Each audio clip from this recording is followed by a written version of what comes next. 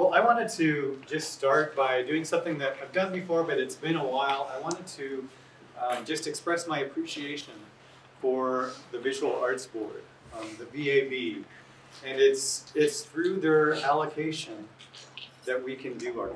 So it's the support that they give every year that allows us to bring in really, really great artists and designers and educators for you to see. So thank you to the VAB, and I also just wanted to thank Miki for coming today.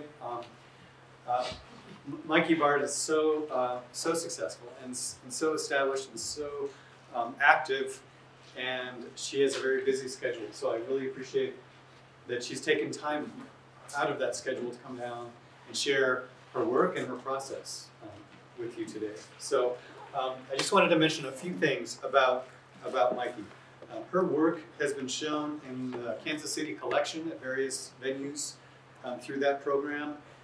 Her work has been included at the Crystal Bridges Museum of Art, Studios Inc., Minneapolis Institute of Art, the Frist Center for Visual Art in Nashville, the Dahm Museum in Missouri, Invito Tavola. Invito Tavola, and that took place in Italy, Paris, and Venice. Right, that's correct. The Kemper Museum at the Crossroads, the Bemis Center for Contemporary Arts, and on and on. Just a really, really impressive record of exhibitions. And her work is included in a number of collections as well, including the Nerman Museum and the Beach Museum. And she's been nominated for the National Museum of Women in the Arts as part of their Women to Watch program. And she is represented by Haw Gallery in Kansas City. So with that, please help me welcome Miki Baird.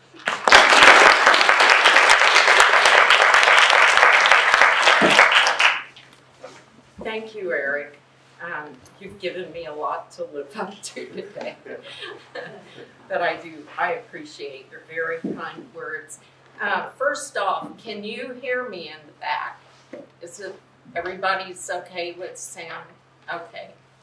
If you have a problem, stop me and I'll try to pick it up, or explain or repeat what I've said, okay? I'm usually a little averse to reading, but I am going to read you a statement prior to going through the images that I've brought along. Number one, it will keep me in check in regard to time. But number two, I think it will give us a chance to just extemporaneously talk about and look at the work I'm going to show you, and hopefully leave you with some questions you might be interested in asking when this comes to an end. So I'll just start off with this. The weight of my work rests on my recurrent interest in pedestrian activity. I especially owe that interest to the minute visual elements that I document and collect from accumulations of ordinary evidence, which might be photos I take or actual material that I collect and use. Despite their ordinary appearance, these bits of information, when repeatedly grouped together, have the capacity to identify behavior, describe the demographic, and especially they bear visual signs common to all of us, but unremarkable enough that we overlook their suggestive and descriptive power. The incrementally sized members that I use in my work, when couched together en masse, provide essential cues and a plausible interface for viewers to a network of nonlinear reading and viewing as a way to scrutinize imagery and material content, particularly at contrasting vantage points. And we can talk more about that later, but contrasting vantage points is a pretty important facet of my work. Specifically, I examine and modify and assemble fragments through a combined process of accumulation, candid photography, deconstruction of documentation, and repetitive reorganization. This is the core of my ongoing research. It is the process that defines my course of explanation and discovery. It is tangible information collection and the effect that my interventions have in shaping subject and material. These compilations tap into an endowment of broken down subject-specific material full of out-of-context information that makes way for analyses and exploration of image anthology, idiosyncrasy, abstraction, and a transformational shift from original material identity. As paper aggregations of text, color, texture, pattern, and surface topography, my work loosely represents adaptations of fabric and fiber handling, a reference to the influence of long past familial practices. As I have become increasingly interested in methods of organization, breakdown, and reconstruction, I am exploring those utilized by my grandmothers and their communities when making rugs, quilts, blankets, and clothing from used garments and discarded fabrics, particularly the fragments and remnants that were so important to the construction of their work and prevalent in my childhood as I was put to work cutting and tearing. Borrowing from the past and acknowledging the skills of women who preceded me, I am repurposing some of those experiences into my practice. And with that, I'll stop reading. And so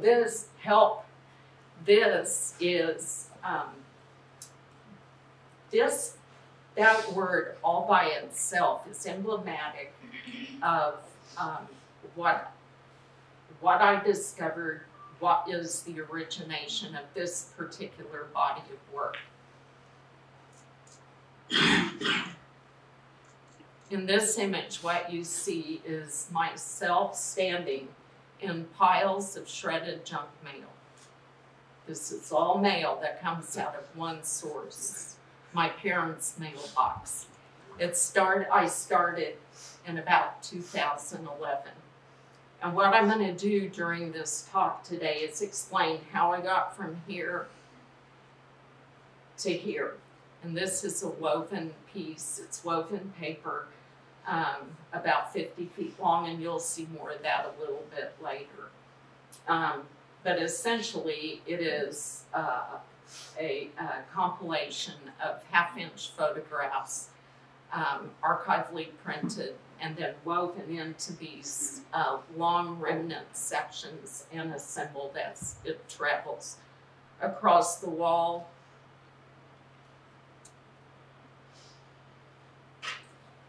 Okay, this is just a pile of mail, okay? This is the way it comes out of the mailbox. And that's where I found the envelope with the help on it. And it was like the legal size, 10 by 12 inch envelope with help across. And what comes out is some of those envelopes, just in case some of you do not receive junk mail, which I think probably most people do. My last research on it was that type of snail mail still exceeds, not by a lot anymore, but still exceeds online mail that you receive in your mailbox for your email address. So anyway, when I started carrying this off in 2011, I had no intention of making art with it. I really just wanted to get it out of the house. And it was a dual purpose in that home. That was my dad and my mother. My dad has since died, but my mother carries on.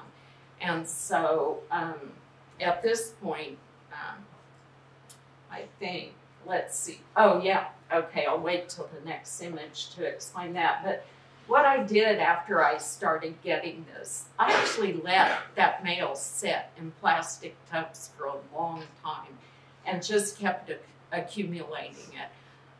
I have a feeling that under the surface I knew that at some point I would try to do something with it because I would have recycled it if I had not.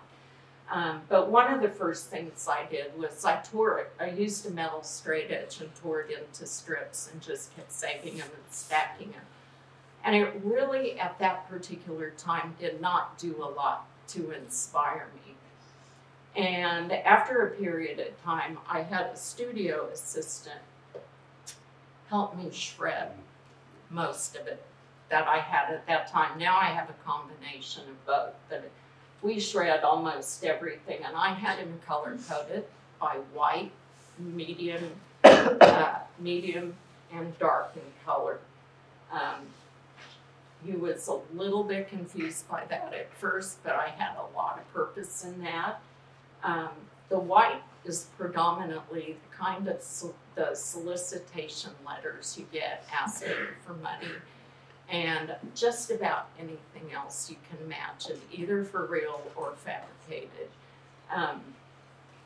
So at this point, I think in this photo I had I think I had about 85 cases because I loaded all of them up on a van and took them to the Bemis Center when I did a loose paper installation there. At this point, I have about 200 cases in storage in a storage unit in the Livestock Exchange in Kansas City, and then I've got about 50 cases, some shredded, some just untouched, some sorted junk mail in my studio, which I really need to figure out what to do because it is consuming all my space.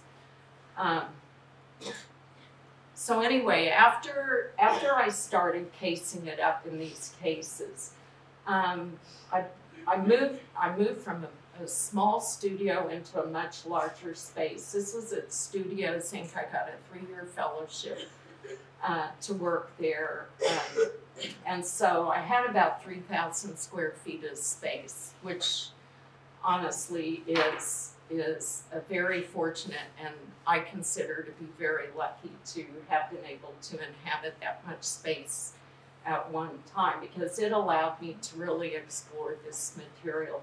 So when I moved in, the first thing I did was I just started dumping out the shredded paper on the floor immediately.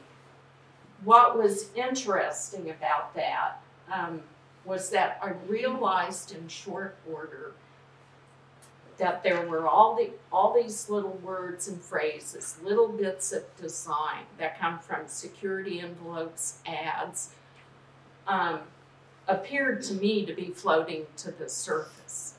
And they were all interesting out of context. And so I let the piles do as they may. And the other interesting thing I noticed with these piles is that they would shift.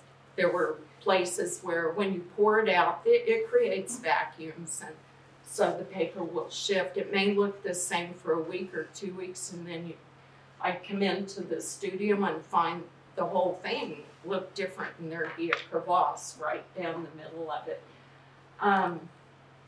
And so allowing that to happen, taking candid photos, close-up shots of the material, I was able to extract and find a lot of information that I felt could go into some work. I also noticed that the material, the paper is in varying degrees, from the cheapest, worst kind of paper you can possibly find to really, really good quality paper.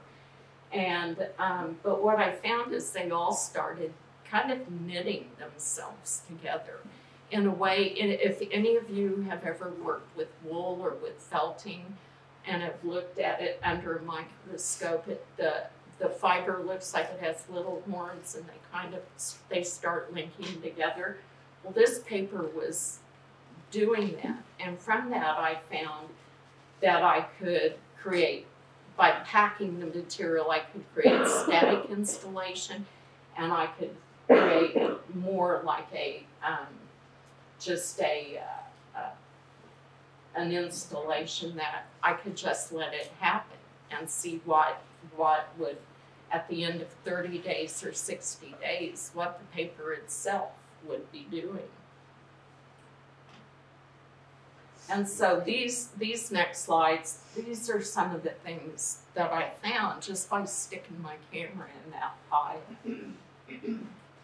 You notice the difference. You find the word care, which strikes you as something, you know, worthy, and then you see the $60,000 per person. You can put your own stories together and create, you know, it may be fiction and it may be reality, but you can certainly bring your own experience to that kind of. I thought it was, you know, particularly interesting to find facial features and human features that would surface.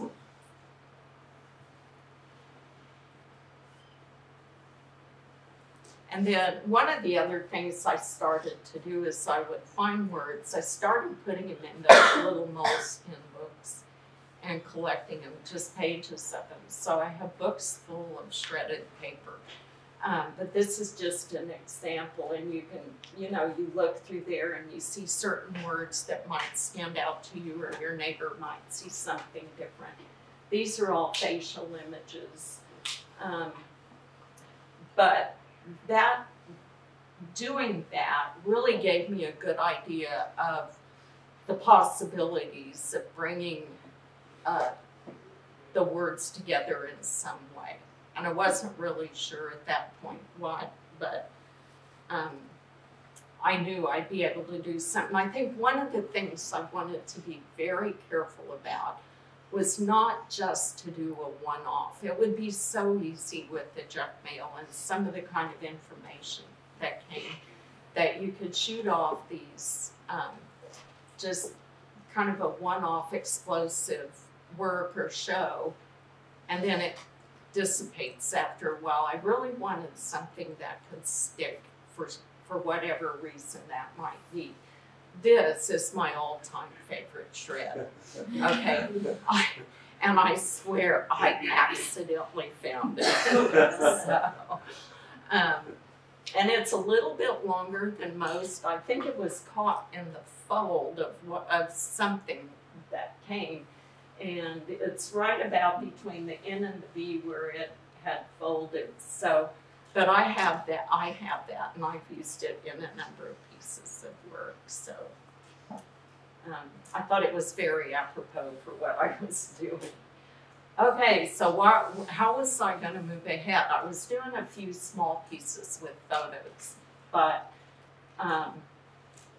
it really wasn't speaking to me in the way that I wanted. So what I did was, it small didn't work. I thought I'd just go big. And I started working on these panels. These are each 4 feet by 4 feet. This is the actual material, not no photos. This is the actual junk mail. They are attached piece by piece with a permanent 3M adhesive. And so I did, the first iteration of this was a 24 foot long. This is a detail. I think this gives you a good idea close up, you know, where, how you can see this material. There's a lot of texture, a lot of surface to it. From a distance, it looks very different. People have told me when they see it from a distance that it looks like a test pattern on a TV, or when your TV hits the skids and you get a lot of flickering going on. But close up, you begin to be able to start searching and finding things. So this was the first iteration. This was at Studio Zane, and it's 24 feet by 4 feet. And I had several studio assistants helping me, lest you think I put every piece of shredded paper down. I put a lot of it down, but I did have studio And one thing I want to point out about that piece, where you see the vertical color change, it's almost like a stripe color change on the left end as compared to as you move to the right. That happened just for the sake of different people working on it. And I noticed it pretty early on and decided to let it be there because I really thought that the material in its own new form should speak for itself. In order to make this piece, like all of these long pieces that I've done, they have to be done backwards. So you work on them from left to right so that you can see the overlap from right to left as we read. I wanted to keep that element because to me it's a whole lot about a non-linear type of reading. So those panels then were expanded for the Dom Museum into a 40-foot installation of this same work. So there are 11 panels that compose this. And what I really, really like, this is a gorgeous museum space. It's really beautiful. If you ever find yourself in Sedalia, please stop because it's just a wondrous lighting and big space to work within. But they have this first section of wall is an articulated wall. And so it was really a pleasure to be able to work with different levels and perspectives. So I could work with it at an angle while this one remains still. So back to those torn strips that I initially started doing. I got pretty interested in them at some point. And so I started tearing more and really restricted myself to as many of the white letters as I could. Some of the solicitation letters come in color in blues or yellows, but most of them are in white. And one thing I did was I started clumping them together. I don't know if you can tell that, but they are approximately 1 page per clump, okay? And then I took those and out of that created, this is 10 feet by 2 feet. I kind of see it as a roster of sorts of solicitation done in tapestry form, and a lot of my work takes tapestry form. And I found the relationship just to home to be very disconcerting and therefore acceptable for the piece. And so these are just details, as you see. A lot of people ask about the little sag, the slump that happens at the top. One thing to remember is paper does what paper wants to do, like fabric does. And if any of you work with fabrics, it has a bias, it sometimes has a nap. And paper, when you break it down and try to put it back together, knows what it wants to do. And this piece really, I mean, I think it was to my advantage, but I finally recognized trying to hang this that I had to let it slump. And I'm really glad I did that. So, but anyway, this piece, the Beach Museum in Manhattan at K-State acquired this piece. I felt very, very fortunate and lucky to have them take an interest in it. Okay, so right after that time period, again, it was some pretty good fortune that I received a grant from the Charlotte Street Foundation in Kansas City to go to Art OMI International Residency in upstate New York. It's in the Hudson Valley. It's right outside of the town of Ghent, a little bitty town, and this is in a rural area. That used to be a dairy barn, at least that's what we were told, that was turned into studios. And it's not just for visual artists. Summertime is visual artists.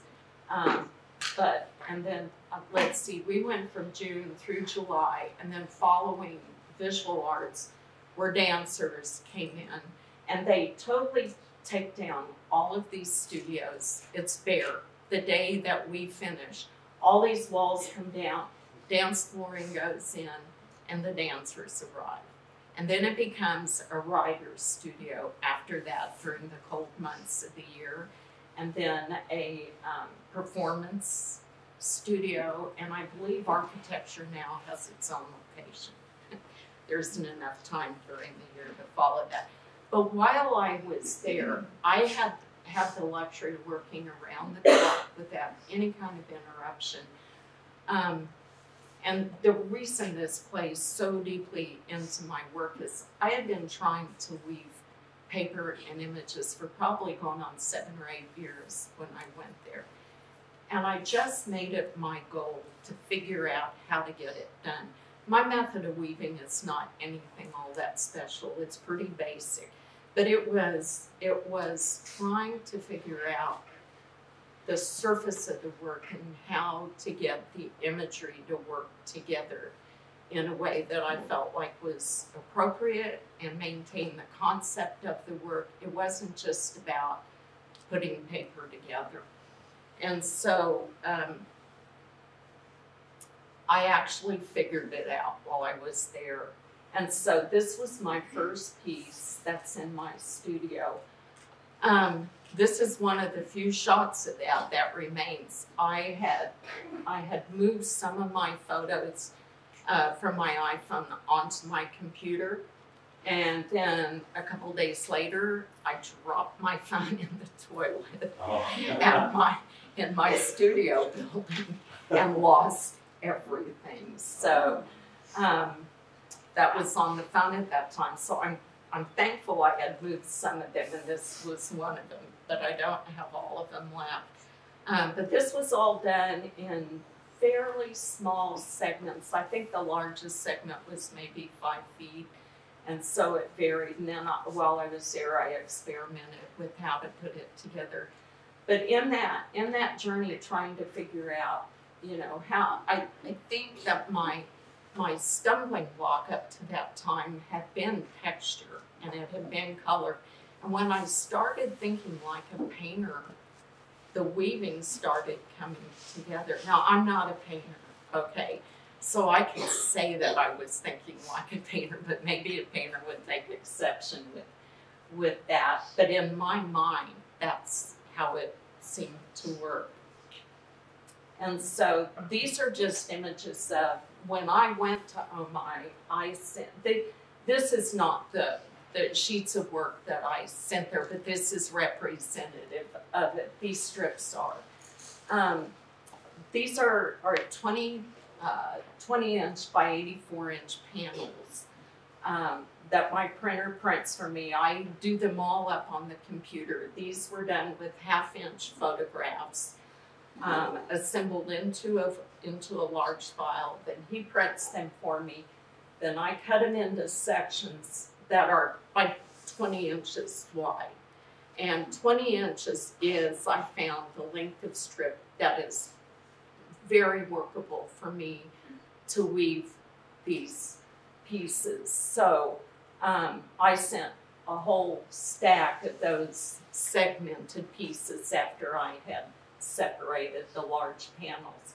When I got there, then they're all cut into strips, and hopefully the larger image will show you how that works. So, and those go into all of my work. So this is a recent piece. So some of these pieces are a little bit out of order chronologically, okay? But this is a recent piece in progress. It was installed the beginning of November at the Volland in the Flint Hills. Have any of you visited the Volland by any chance? That is a historic location. It used to be a store.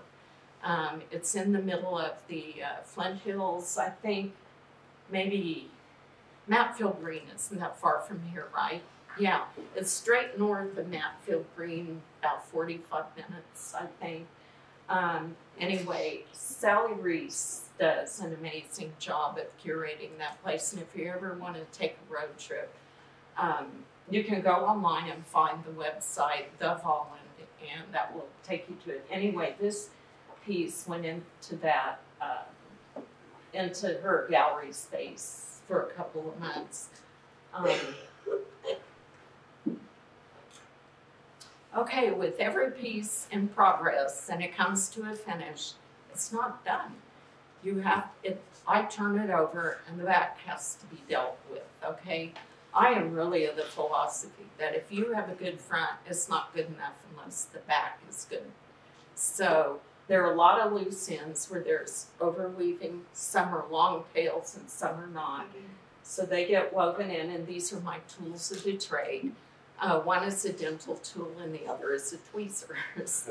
And they work beautifully to pull these segments in, so you can kind of see what happens on the back side. Because these are pretty tough, actually. I use archival portfolio rag to have these printed on, which is all cotton fiber. And so it's pretty tough. But because they're woven and because on some of the edges, especially when I'm changing color or shading, some of those pieces are at risk of falling out. And so on the back side, I use an archival, it's a permanent book tape. It's a white linen that I seal probably about 4 or 5 inches all around the perimeter. It doesn't destroy the integrity or the flexibility of each segment. We were preparing for installation at the ball, and I found I can roll these on a 4-foot roll, well, at least this one. Some of them are too wide to go on a 4-foot roll of bubble wrap, so I had to buy a whole roll of bubble wrap. Because before this, I've been packaging them flat, like 12 and 13-foot lengths, and it was becoming difficult trying to transport those. So once I found that some of these could be rolled up, that was really a great thing. This is Andrew Owens, by the way, who's one of the greatest handlers. He works for Hall Contemporary, and he is a most patient and very knowledgeable and skilled artist in his own right. And so this is the piece hung up. It's called Deconstructed. And like I said, this is one of the latest pieces that I've done. And since I started weaving these, I've had the inclination at some point to start, I guess, deconstructing. It's part of what I do anyway. But I was interested, and I think that perhaps, I think I'll know more in a year, 2 or 3, why. But I think perhaps because right now we're in a rather precarious situation in our country, socially, that I felt like it was an apropos thing to attempt. We'll see if I still think that in the future. But I think, as artists go on and look back at your work, more things become apparent to you and become more obvious than they did at the time you were making it. And this is just a close-up detail where you can see some of the openings that I either left open or I went back in and yanked out some of the strips. And by the way, this, in the making of each of the panels that goes into these works, there's a lot of pulling back out and putting back in. I don't know about a weaver on a loom. I've never used a loom, but I know in my experience, my grandmother, I had 2 grandmothers who were involved in, as I mentioned earlier. One was a professional seamstress, the other making the rugs, quilts, the recycled clothing and all of that. They both told me that if you don't rip, whatever you end up with is not good enough. And so I've always tried to keep that in mind with art, regardless of what I was working with. If you have a problem with it, you probably need to correct it at some point. This is another piece. This is called Traces number 2. This is one section of it. It's about 13, this section's about 13 feet long. And one of the things I do after I complete these sections is I kind of try to get an idea, like I said earlier, where is the bias? Where do they want to bend? Because I don't really know till this goes up on a wall and gets installed exactly how it's going to take shape. But I can get an idea of maybe what it wants to do. And as you see over there, it usually takes about 3 of us to put these up, and that's myself and Andrew and Emily Edmonds from the gallery. This piece opened in last September, I think, yeah, for the International Sculpture Conference in Kansas City at Studio Zinc. They hosted the opening night, and then the 3 of us over here are reinstalling it back at Hawk Contemporary for a show. And here it is, as it is installed completely.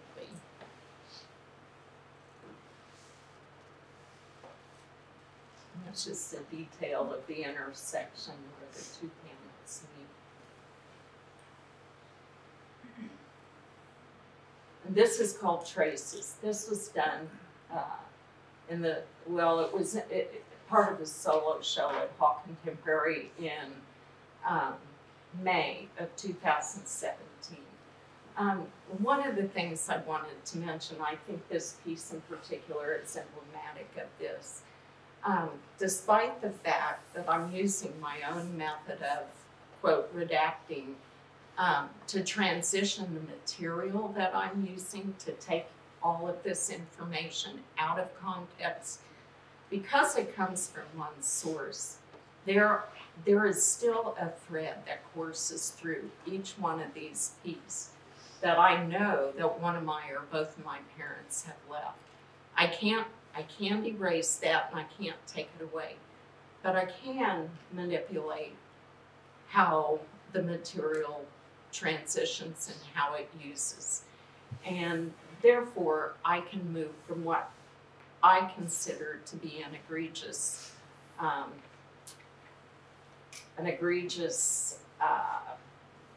guess, interruption on one's life into something useful and interesting, hopefully, for an audience. And here's the same detail again that I showed earlier, right after so the next 2 slides I'm going to show you, it's not junk mail, okay? But I wanted to show you, it's also a recent piece that was just installed this fall. And that piece, it not only reaches back into some of my past history with collecting images. I think Patrick mentioned he had seen the video on my website that was shot, and there I was collecting candid photos of people on the street and my guerrilla photos, I guess, and I was using them in work in many different ways. The next piece is composed of people's faces, group photos, and you'll see that in the detail.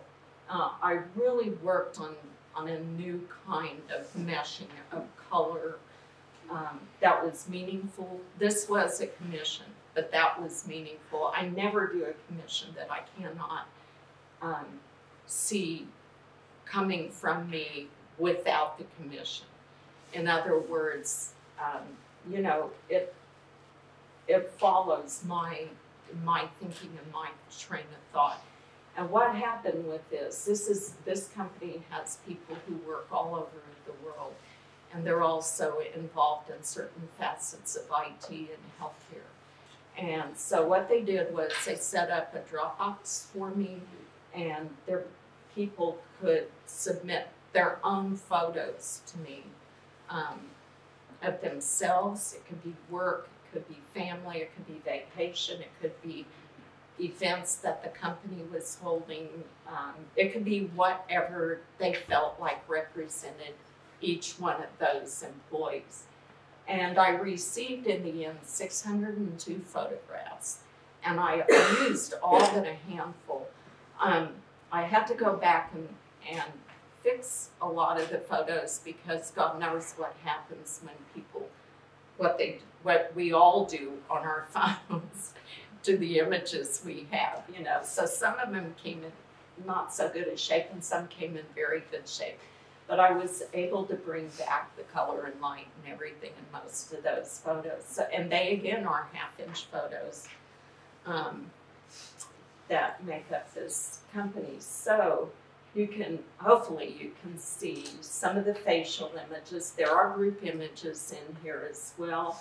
There's also computer code in here, and they gave me several pages of computer code to reproduce. It was all, I can't read it. I suppose somebody out there could, but it was all pretty nonsensical. They interpreted it for me, and it didn't really mean anything directly in relation to their companies. So I think they may have, I don't know for a fact, they might have just made it up for me. I don't know, when I asked for code. And so I wove the code in, kind of like a thread again, into the work. And the other thing that I did, where you can see this darker blue in there, the founder of the company died about 2 years ago at age 56, 58, something like that. And he was a well-respected and loved person within that company. And they wanted to make sure that I would not forget to include him. So in those images I received, I found ones that reflected the company's favorite color, because it shows up in everything.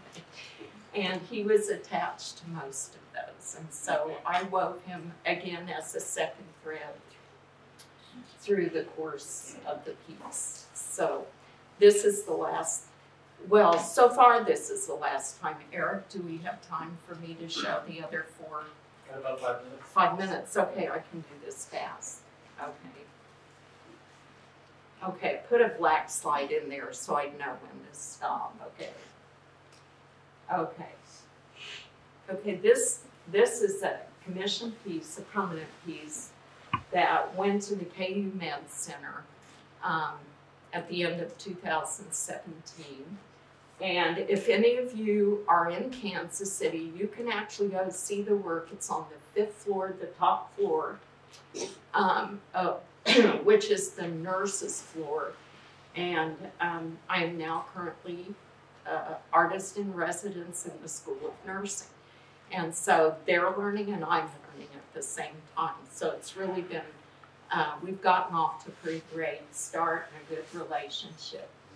And this is the piece. It's 40 feet wide by 2 feet high. It's a chronologically correct visual lifeline of Florence Nightingale's work as the secular founder of healthcare and secular nursing. She had a life way beyond what I knew.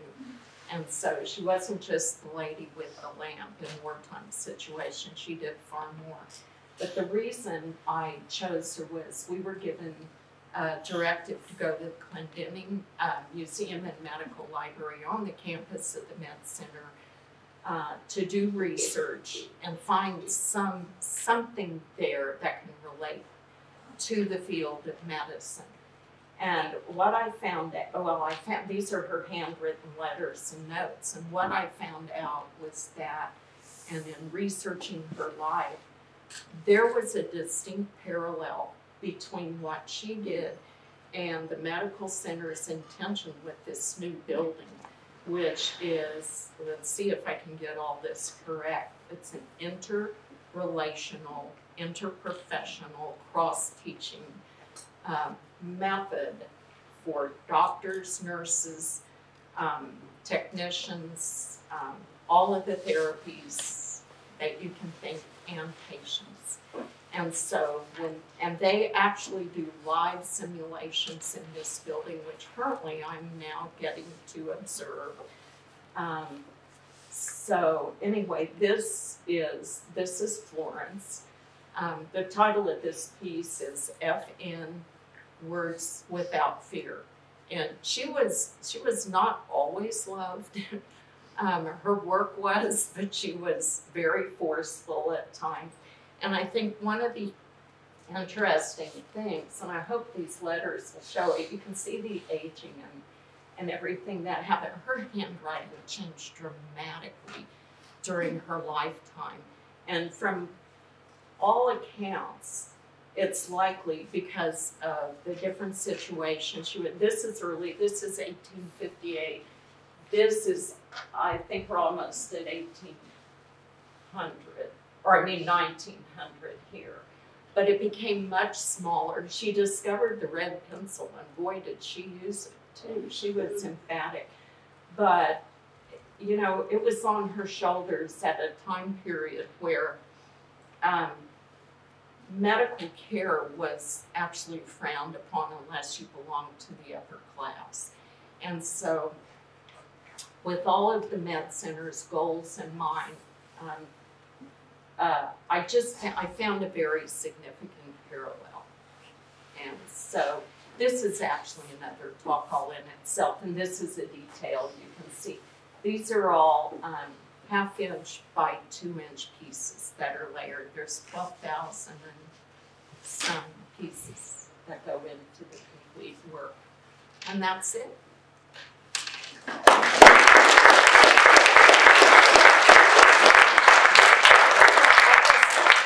To thank all of you for coming. We have such a beautiful setup here and a great auditorium, and it's so nice to see all your faces. Thanks.